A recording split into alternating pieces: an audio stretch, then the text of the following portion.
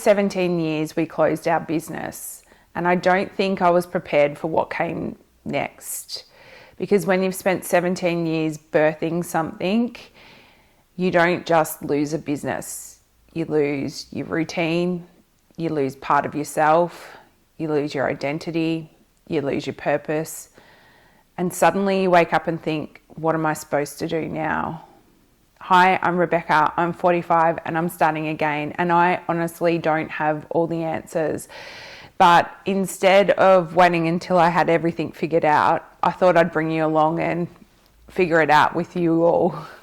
And if you're in this chapter or you're navigating something similar, hopefully this helps you feel less alone. Business started 17 years ago when I was on maternity leave for our second child. A big part and driving force of the business was the lifestyle and being in control of our time. I worked in a pretty hectic fashion buying role, which involved a lot of travel, even when my babies were little. I think what nobody talks about is when those babies get to school age and you have all those school holidays, and we didn't have family supports close by. And back then in Australia, there wasn't huge subsidies for childcare. So a lot of your salary was going towards childcare. And so for us, we wanted to buy a house. We hadn't bought a house at that stage and we were wanting to expand. So we decided that a business would be a great vehicle to do those things. And back then, it really was a great vehicle. We started because we also found a niche, which I think was huge. And I was working as a fashion buyer at the time in the kids wear space, and I'd worked extensively in the kids wear space, based both locally in Australia and overseas in London. And we found a gap that we couldn't find natural children's toys. That just goes to show how far things have evolved in 17 years, but we couldn't find natural fibres, and we jumped on a trend at the time where kids' rooms were really quite a bit. Made natural fibre toys. We could do really small quantities, we could invest really small amounts, and the only drawback with that was the very long lead time. So that business grew year on year for 5 years.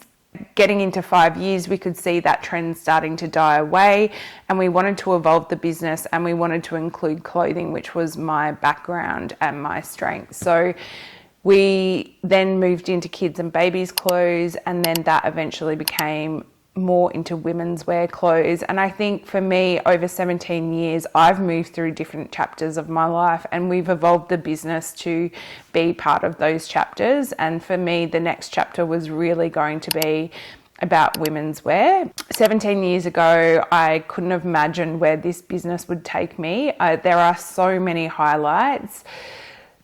Some of them are starting off. We started off at markets, and just having sell-out markets to start with, I was overwhelmed with the response to the product. And I think when you're first starting out, you have no idea.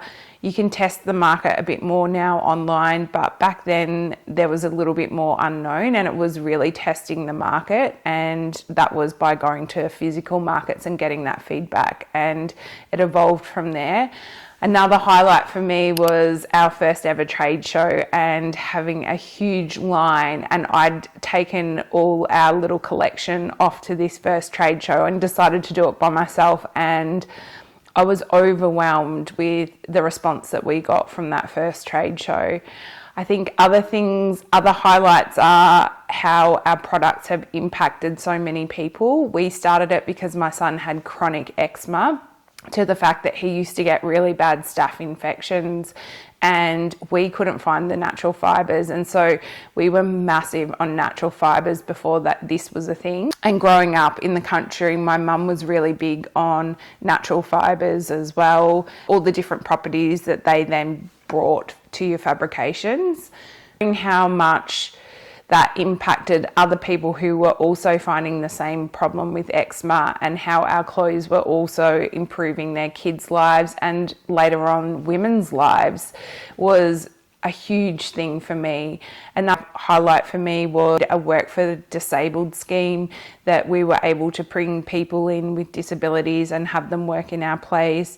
It was also another highlight for me were the campaigns and the staff that we had.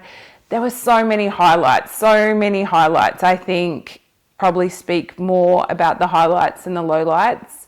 And there are a lot of low times when you have businesses as well. There's always cash flow. There are constant problems. And I think I knew that signing up in the fashion industry, no matter how big you are not immune to those problems. And I think part of me really loves the thrill of solving a problem too. So that part of the business, I just also always saw it as a part to solve. So for me, there were a lot of highlights. I think when you are building something for so long, particularly over a 17-year span, it stops being a job and it really starts being part of who you are. If someone stopped me and asked me what I did, I knew exactly what to say. I was a business owner, I was building a brand, I was a mum, I was running a business. My entire life was structured around this business. Even our family life, there were so many times that we had conversations at the dinner table. Our children came along to the international trade shows and we tacked a few days onto it and they got to see different countries. And I think I underestimated how much of my identity was wrapped up in that business. So when our marriage ended, it quickly became evident that I would be unable to buy my half of the business out. And eventually, after working in the business and closing it down for a year, we were at the point where we couldn't continue. And so after 17 years, we closed it, which had it close in February, the end of February, March this year. I don't think there's a glamorous way to describe closing something you've spent almost decades building. It was heartbreaking, it was exhausting, and there was huge amounts of grief that I really underestimated. And if I'm really honest, there's still a lot of grief around the closure. I think when you're in the closing of the business and there's so much to do, we had warehouses, we had huge amounts of stock, and there was a year-long process to closing down that business, and I think that was huge. And there were so many tasks every day, so you really didn't get time to think about it. It wasn't until the business closed and we closed up that warehouse, handed over the keys to the new owner for the first time. It was the first time that wave of grief hit me. I think I'd spoken to many friends that had had businesses, and a lot of those friends had a lot of relief. So they got to the point in their business where they didn't want to do it anymore, and there was relief. Whereas I feel like maybe while I had more grief was because part of that decision was taken out of my hands because of the situation that we're in with a partnership. But after the business closed, you have a deafening amount of time, and I realised I hadn't had that time for many, many years. And instead of feeling this huge sense of relief and being wonderful, I found it really unsettling. Everyone's asking you what you're going to do next, and you've literally just closed the doors of a brand that you've built for 17 years. And anyone that has closed a business will tell you that is intense. It's a really intense period of constant closing, and there's so much paperwork involved. And when you stop, you're exhausted. There's an exhaustion like I cannot even comprehend or couldn't comprehend. You question your value as well, and you start to have doubts about your own self and your own worth and your own identity.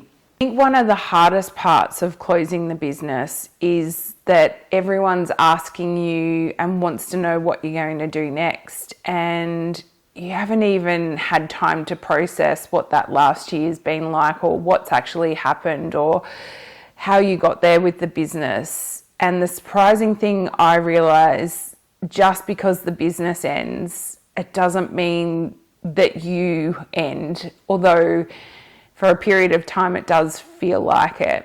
And I think the saying goes, while you still have air in those lungs and an able functioning body, you can start again. The business ends, but you didn't.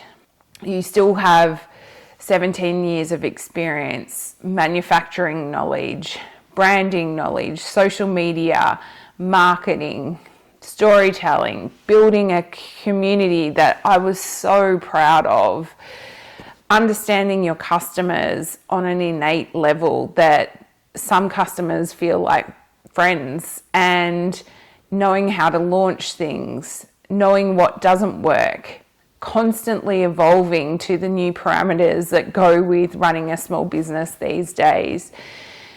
You know yourself better than you did at 28, and you keep thinking at the time about all the things that you've lost, and then you realize something beautiful about all the things that you've gained in those 17 years. The business was gone, but everything I learned was still inside me, and that was such a gift that the business gave me.